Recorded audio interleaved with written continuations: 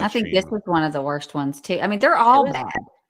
Yeah, so I think this is what the reason I want to read these is because I think that this is going to be the some of the most compelling evidence is this personal testimony, how it's affected their lives, and how this lands on the judge or doesn't. If it this impacts them or not, if they're swayed by this.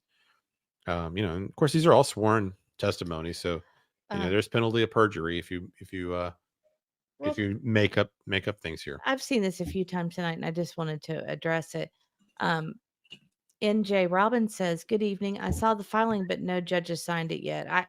It was my understanding that they were going to have a certain amount of time to comply. Um, am I wrong about that? Days or something, but I don't know the process, and I don't know if they've been served yet. They may Yeah, or may not have even been served You know, yet. when the 20 days starts, we don't yeah. know if it's after service Where are Yeah. or you from?" Says, "When is the deadline to comply before it goes to the court doc?" I think it was in the original one we read.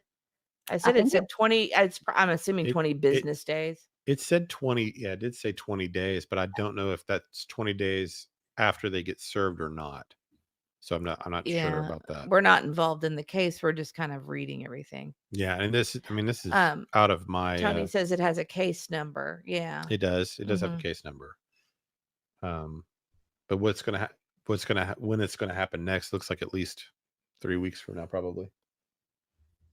I'm sure there'll be other things Something going like on. that. There'll be, there'll be other things, signing or not signing, or honestly, that's I, why we were kind of hoping to have Mr. Lesniak on so that we could kind of go over these things yeah. and understand them more clearly, Yeah, I mean or this is someone complicated. involved. I This is mean, I wouldn't mind to have Bruce Castor, one of the top, attorneys in the country mm, as well.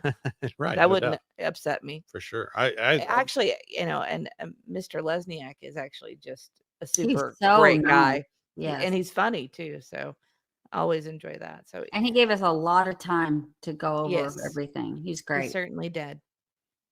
So this is Brittney J's statement here.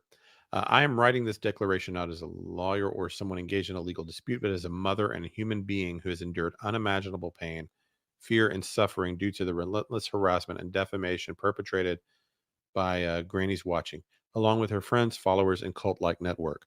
What they have done has torn apart not just my professional life, but my personal life as a mother, a daughter, and a person who values kindness, honesty, and peace. I have lost count of the number of times I've woken up in a cold sweat, terrified that someone might follow through on the threats that Granny and her followers have made against me. She didn't just stop at insults or gossip. She looked straight into her camera and told me, "I will make you a effing victim." These words haunt me. It's not just fear for myself. It's the gut wrenching fear that I may not be able to protect my children. How can I explain to my kids that their mother is being targeted by strangers on the internet, people who seem intent on ruining our lives? I try to hold it together for them, but inside I'm broken. Oh, sorry. It's okay.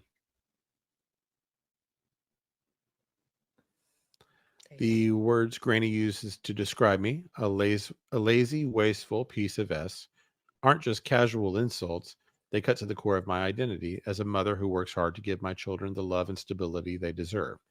When she says these things publicly in front of thousands of people, I feel the walls of my world closing in. My children have seen me cry because of these things. I try to hide it, but they notice. How can a mother explain that strangers are attacking her, saying horrible things, calling her names, and trying to destroy the life she's worked so hard to build? This most painful part of this has been watching my children ask if they are safe. Granny and her associates have even applied that I neglect or harm my children, saying things like, "You won't ever catch me driving with my children unbuckled standing up." Those comments go beyond personal. They attack my ability to be a good mother. I have spent sleepless nights wondering if someone might actually believe those lies and come after me or worse, my children. As a mother, there is no greater terror than the thought of your children being hurt because of lies and hate spread by strangers. This campaign of hate has also impacted me financially. Before this started, I was proud of the work I did and I was able to support my family. Now, people who once trusted me no longer want to work with me. The lies, the accusations, the threats, they've destroyed the professional relationships I've worked for years to build.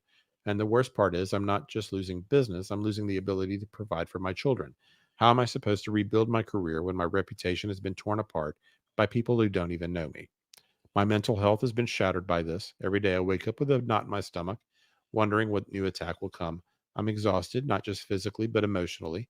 I feel like I'm constantly walking on eggshells, afraid that one wrong move will lead to more lies, more harassment, more attacks. This anxiety doesn't just affect me, it affects my family. My children have seen me cry more in the past year than I care to admit. I've had to cancel family outings, miss important moments, and withdraw from the people I love because I'm so consumed by the fear and stress of what might happen next. At times, I've broken down completely. I've sat in my car in the driveway of my own home and just cried because I don't know how to protect myself or my family from this kind of hate. I'm a mother just trying to raise my children and do my best for them. I've had to tell my kids why people are saying horrible things about their mom online. I've tried to shield them, but it's impossible when this campaign of hate is so public and so vicious. Your Honor, as I sit here writing this, I'm asking you not as a plaintiff, but as a mother who is desperate to feel safe again. I want to wake up one morning without the fear of what might be said about me or worse, what might be done to me or my family. I just want to live my life, raise my children, and provide for them without this cloud of fear and hatred hanging over me. I am asking for justice, not just for me, but for my children who have seen their mother's spirit broken by the relentless cruelty of strangers. Brittney J, am not just fighting to clear my name, but to protect my family from the very real and ongoing threats that this coordinated campaign of harassment has caused. The psychological, emotional, and financial damage has left scars that may never fully heal. I am pleading with this court to recognize the very real harm that these actions have inflicted on me and my children, and to hold those responsible accountable for the destruction they may have caused.